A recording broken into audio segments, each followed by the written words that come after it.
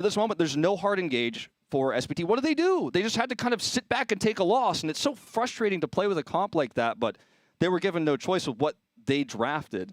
Yeah, it did seem like they were saying, okay, if we just make an unkillable 4-man that can stall and delay, then our Zagara will win the game for us. But MVP Black forced them to 5-on-5 team fight, and especially that one right around heroic abilities, that one that gave a curse to MVP Black, and it was detrimental to SPT, but also some issues with heroic synergy there. So maybe if they can just take a deep breath, go into Braxis holdout now with a fresh mindset. Looks to be an SPT map pick as well.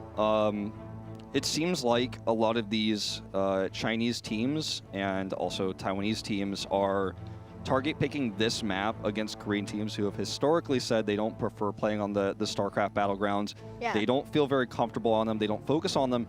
And whether or not you play it in scrims and you actually do prepare for a match like this, the truth of the matter is you know they don't like it. They've shown other maps. They have way more televised match experience on the other maps. So if you prepare a special strategy on this specific map, I think now is the time to use it. They tried a specific strat in game 1, showed good prep, and it's time to do something a little bit different here on Braxis. I kind of wonder, though, if it's the same type of strategy that Zero brought to Braxis, which, again, was Zagara with Nidus Network. We'll have to see, though.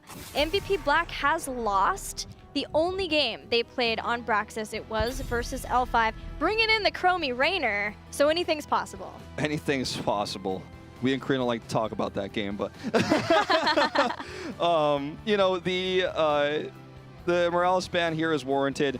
Gives a lot of extra sustain to the very push-heavy structural damage style that we've seen from China and also Taiwan, as you mentioned. So I think it's a wise ban. And when you see a ban come down this quick and you see a late response, it always makes you feel like SPT goes, oh man, they already knew what we had planned, or they already knew what style we're going to bring. And now our map pick feels weak because whatever we, you know, I'm not just saying a Morales ban destroys your entire strategy, but it definitely was a part of it. And they're going to take this ban time here to kind of collect their thoughts and come up with a new strategy.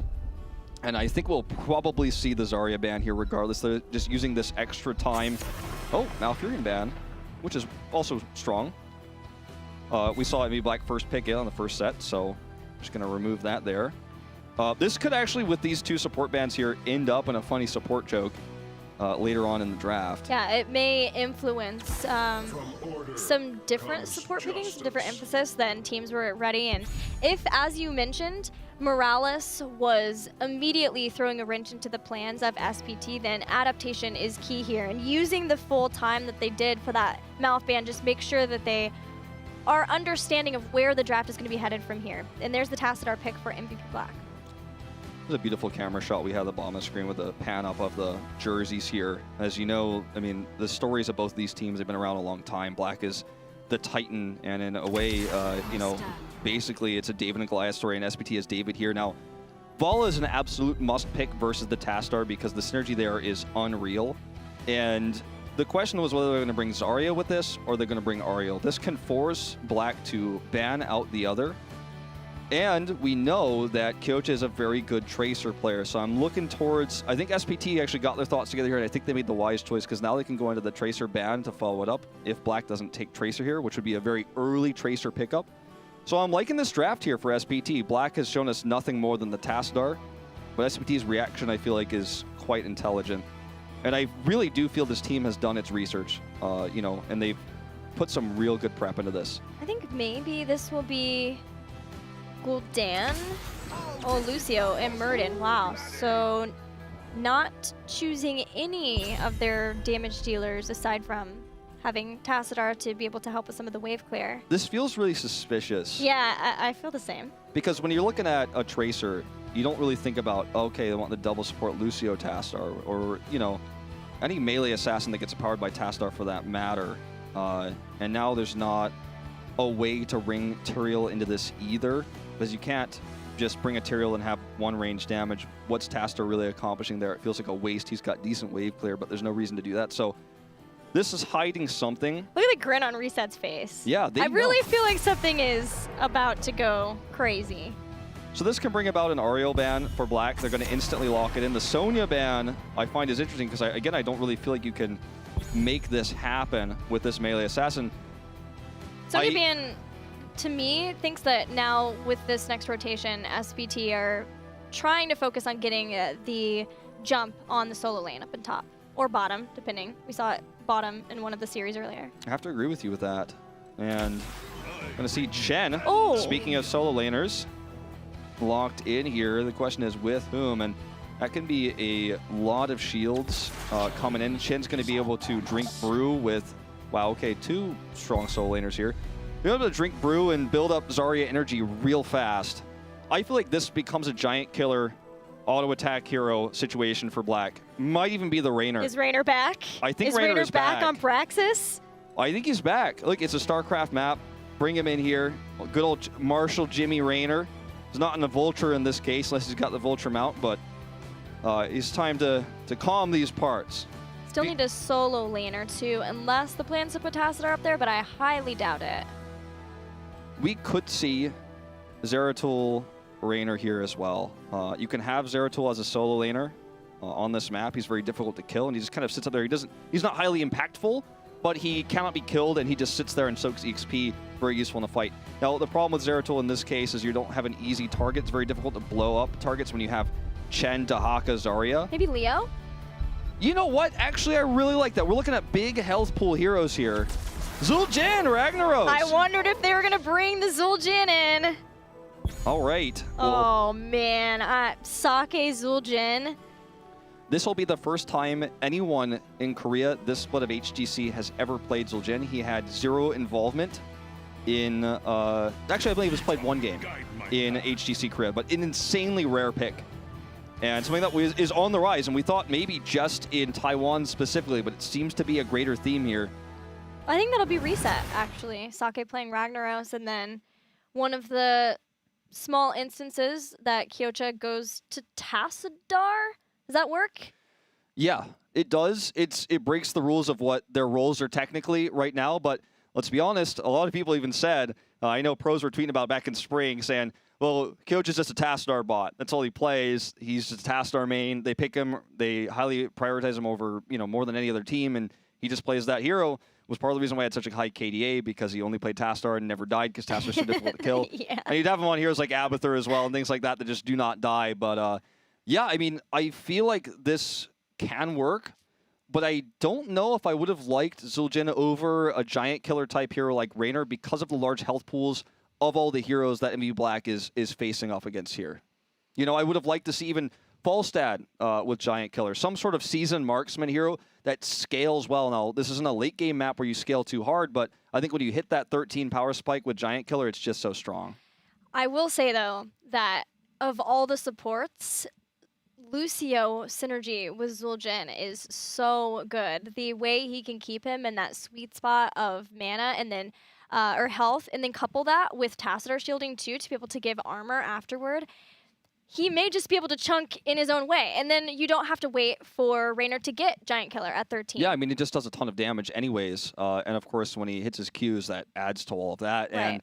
And, Lucio's healing comes up slowly. At the same time, Zul'jin has this really fast auto attack, so that kind of keeps him at this happy medium. And then when he needs to be healed, you just amp it up and get him back to full health. It's better than Morales for this even, because Morales almost heals too quickly, whereas Lucio just barely hits that nice sweet spot where his health just about stays the same. Yeah, and I look over the side of SPT and how to punish that.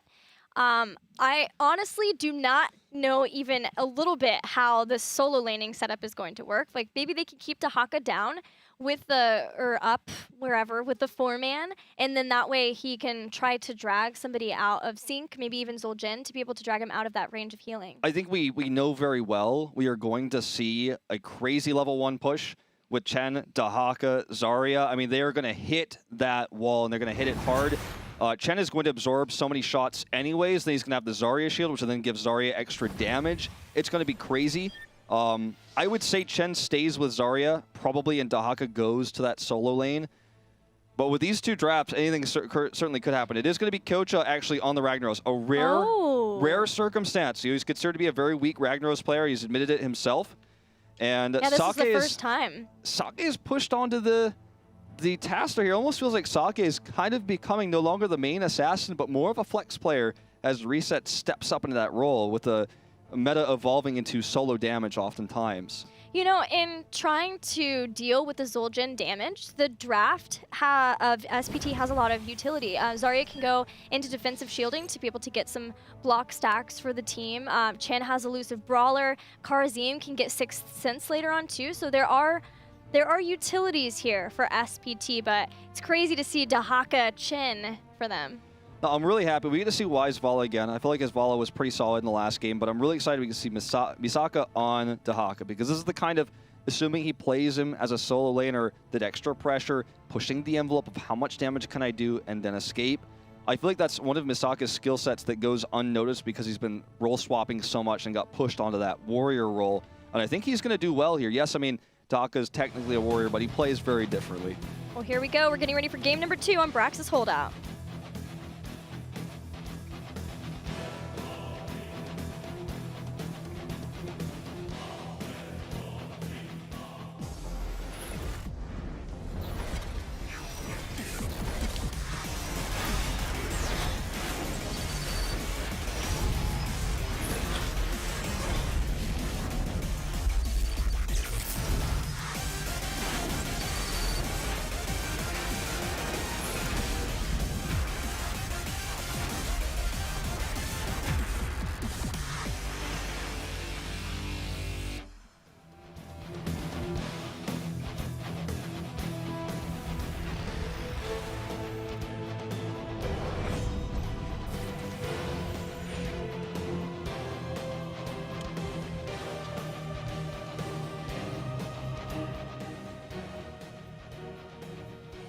Getting the money, just like these teams are looking to do here in the Eastern Clash.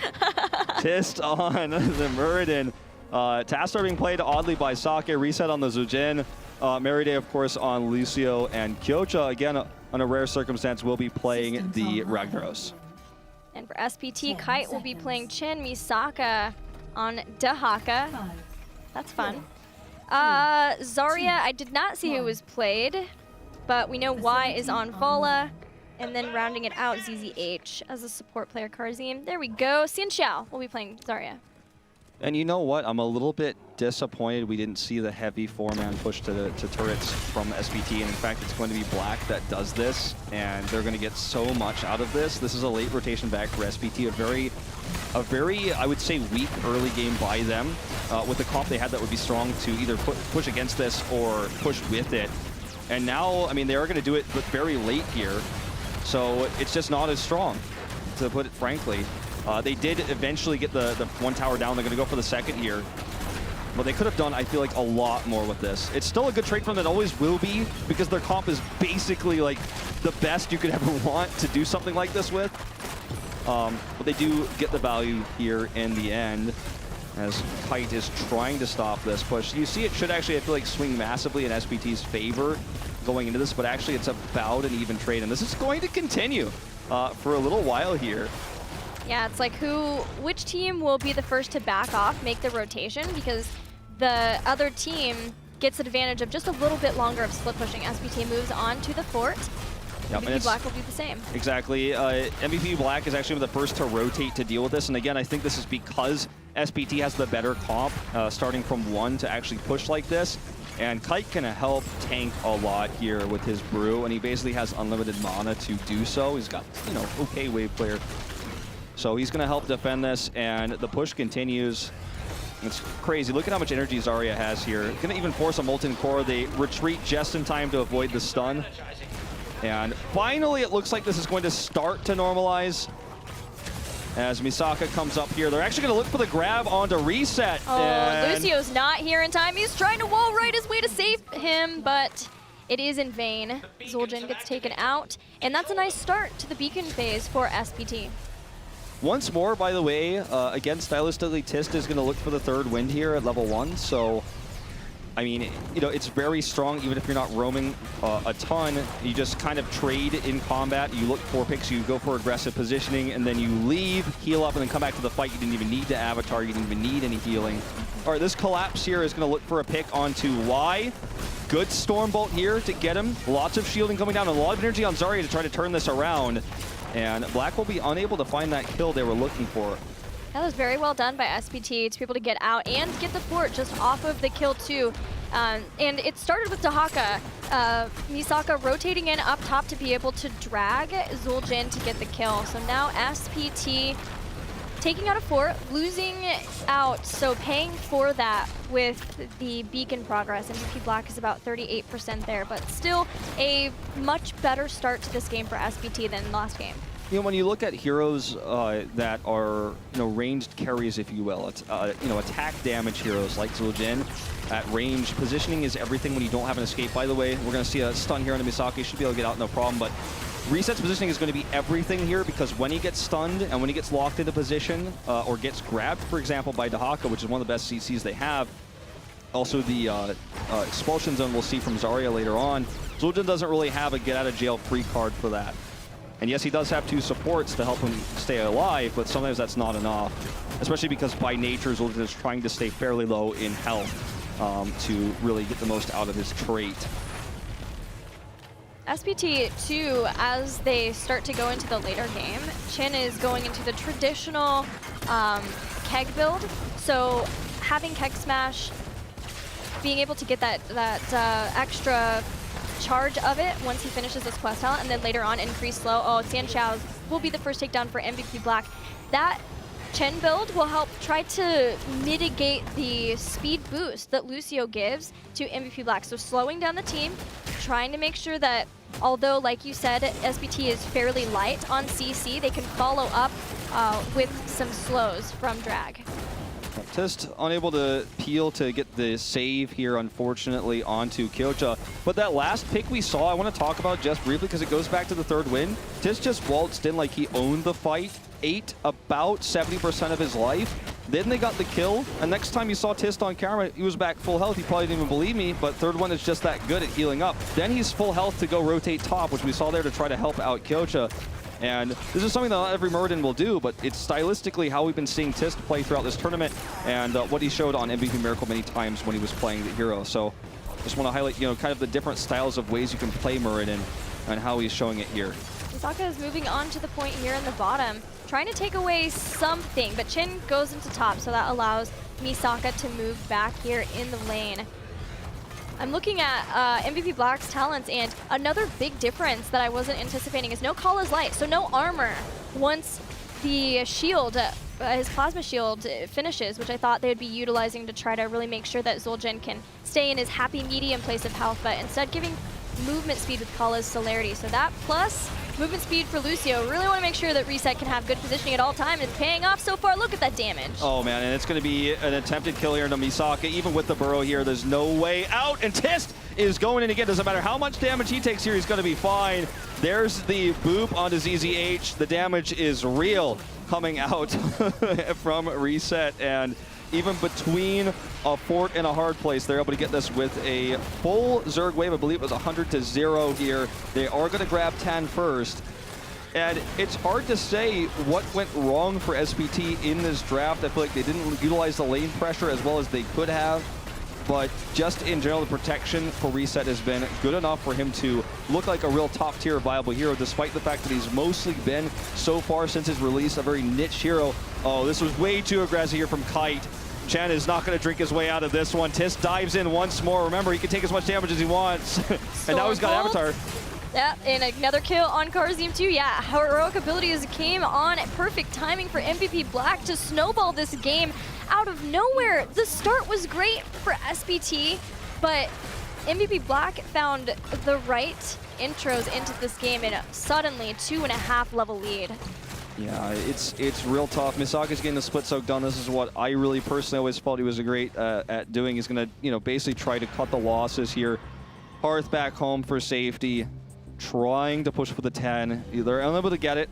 This game isn't over by any means, but being a keep down on a 2-lane map, you know, pre-7 minutes means that you're always going to have this lane pressure. You're always going to have a vision issue.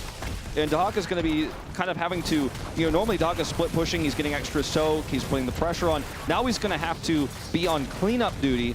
He's playing janitor here to stop the catapult minions that are coming up. Oh, we're going to see an invade, and it is stolen. Tist, Noblesse, you know, these Korean Muradins and ETCs very known for just showing and forcing a retreat because you don't know who's behind them and you just have to respect that and back away. All right, so questioning what is going to be the heroic pickup for Zarya. Not often do we see Graviton Surge as well as Chen. You think they're considering Wandering Keg, just trying to pull Zul'jin away from his support? Well, it's going to be... Graviton. Yeah, it's going to be Graviton here, so this is going to be crazy. We're going to see Rain of Vengeance combo attempt, I suppose, with this. Gonna look for the Wombo here. Misaka in great position to do some poke, and there here it is! Oh, Tazdingo immediately to follow, though. Here comes Sulfurous Smash. Doesn't connect. 3 Chins in the back line. Molten Core scares away the members of SPT. Kite here is caught and is going to be blown up. Everyone in SPT super low. Molten Core looking for the pick on to ZZH. Very well done here by SPT to minimize the losses, but you know, even if I told them that, they wouldn't feel good about it. Test dives in here, nearly gets the kill to Xin Zhao. He's not going to get it. But man, was that close. Looks like they may be able to save the keep yet, but it's not going to be easy. The push is real, and Zul'jin does so much damage left to his own devices here. You can see Reset is just going to position himself in front of the fort so no one can even get close to try to defend it. And that is going to be 2 keeps down now. 9 minutes into the game, a talent tier lead, 3 levels, and they just walk out casually. Cool guys don't look at explosions. They may want to just start them instead. Tisk dives again, once again. No way. Somehow. No way. Oh my. No I have way. to walk away after that one. That was insanity. All right, Black is stepping it up. This is incredible play. 2 games in a row. The stun here onto Y. He does get past the gate here, but it feels like a formality at this point. This game is so much in the hands of MVP Black. They do walk away. 2 keep standing versus none for SPT. You know, in that fight with the amazing Graviton Surge coming in, we saw the Tazdingo instantly popped. Then we saw the, you know, drop the beat come in, the sound barrier come in. And the cool thing about sound barrier with kind of immortality, if you will, with Zul'jin is it gives him a shield to where he actually gets time to be healed up by Lucio during that duration, but also gets the benefit of the damage while he's shielded. And then he just comes back to full life and he's like, all right, I'm still just going to keep tossing these axes out. It's just a really cool synergy between these 2 heroes. Graviton Surge goes right back out. Marine is the one who is caught. Misaka and ZZH diving onto Lucio. Gets a shield, backs away. Tassadar coming in handy here for the team. Now MVP Black can look for the change up. Okay, Tist is again just diving onto Y here right now. It doesn't even have, give him the axe. There's the kill onto Zarya. Meanwhile, great Sulfurous Smash coming in. ZZH goes down, Y goes down. It's going to be a wipe. 5 dead here on the turn. And this will absolutely, no doubt about it, be game over. 15 kills to 2.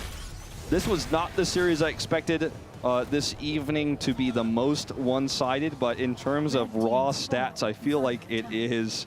I mean, the death timers, because they're only level 12, mind you, because they're that far behind in EXP, are pretty low. So they survive for the time being, but Black is just going to continue to push the issue here. They have a full Zerg wave. This should be game.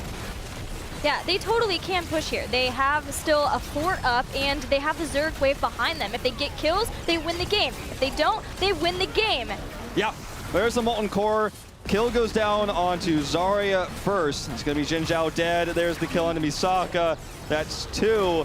Good palm here, but he pays for it with his life. ZZH is dead. Y goes down, and this is going to be GG. MVP Black takes this series with a quick, one-sided, and very, very clean 2-0. I'll be honest, I lost my pin when they didn't proc that palm. Oh, here it is. Okay. All right, well, she temporarily lost her pen, all right? For a full few minutes there. I did one of these where I just like, okay, and I lost it again. Full few minutes there, she had no idea the whereabouts of the pen. there's a funny thing when I was casting Heroes with Artosis, we didn't really know what to call those moments. And the term we best came up with was palm ignores, because you ignore the palm and you wait and then you don't proc it. And it is weird to be like, yay, good job not attacking. It is weird. It is weird, but it was, I mean, it does the kill timing as well. They could have killed him any time after the palm expired because it was a free kill no matter what. But it felt like the threshold there was, I mean, within small amounts of milliseconds of its expiration, and the insta-kill, the insta-auto, as if the timing of that palm is in the head, and I'm just losing my words here. It was a pretty impressive series, to say the least. And I think you can't really fault SPT because they played with tough drafts. They tried to, not cheese, but they tried to reinvent the wheel a little bit here. And because their plans fell apart, it was easy for Black to make these moves and make the game look one-sided. Yeah, I mean, in game number 1, as we said, the draft was so MVP Black. Like, if you study their drafting at all, it was very by the books. The Zeratul, Ragnaros, Leeming for reset. Speaking of reset, though, they switched things up in game 2. They brought in Zul'jin. Okay, let's put a star next to the 78.9. Damage for a second. Then I want to look at the game time, because this is not just a, I mean, look at siege damage as well, up at 80k. I mean, when you're doing this in a medium length game, that number it seems like pretty good, but you're not going, oh my god. But when you see it in a game that's that one-sided, 15 kills to 2 and utter domination, very quick game on Braxis, that's a lot of damage all by himself. And now with that, MVP Black moves on to the next round. They will be done for now. For today, they can take a breath because, man, tomorrow we're going to have them taking on E-Star. Again, MVP Black versus E-Star. It is always one to watch. The storied rivalry between these two teams. E-Star always trying to defend China when MVP Black came into Gold Club. And, it was there, oftentimes the solo representative of Korea coming in to these tournaments, and E-Star was always the final boss, and Black took them down almost every time. So excited for that one as well, Gilly.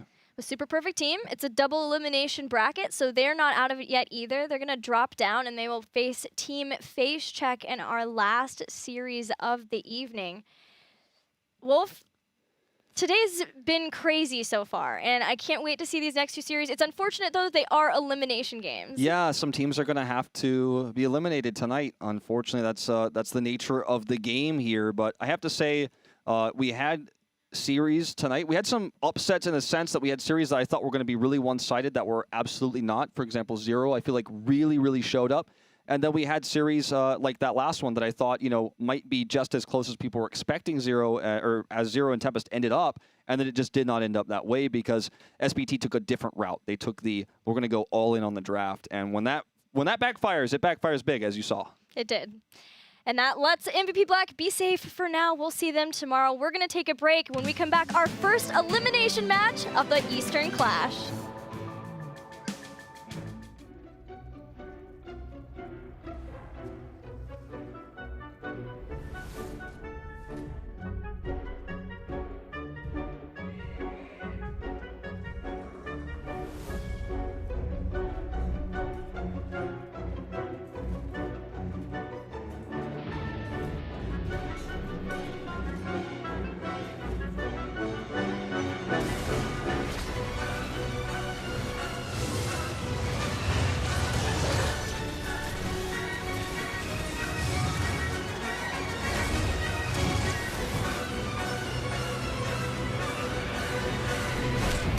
Heroes of the Storm. Prepare for Heroes Brawl, the new game mode that breaks all the rules. Rated T for teen.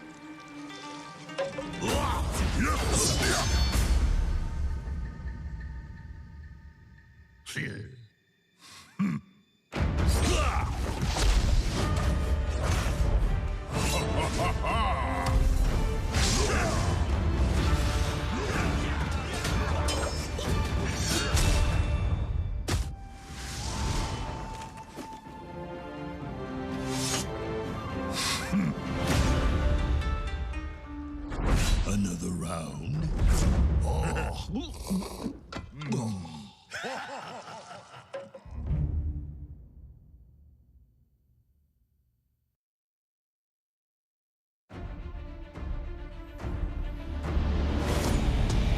It's not easy being queen. So many subjects to keep in line. So many scores to settle. I am the Swarm. And vengeance has never looked this good.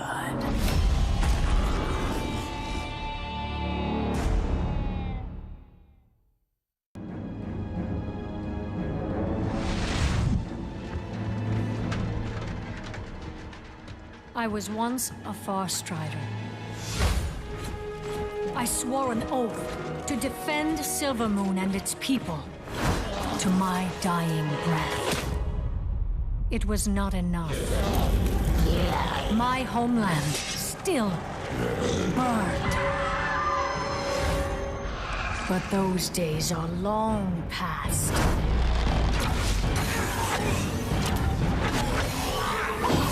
And history will not repeat itself. I am Sylvanas Windrunner, Queen of the Forsaken.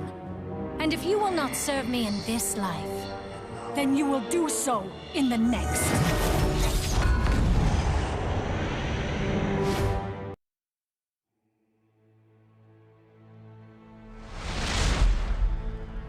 My people lost everything.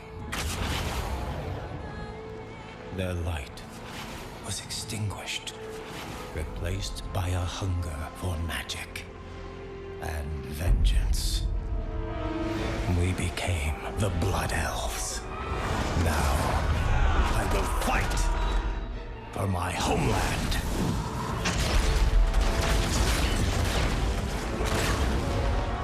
Selama Ashalanore.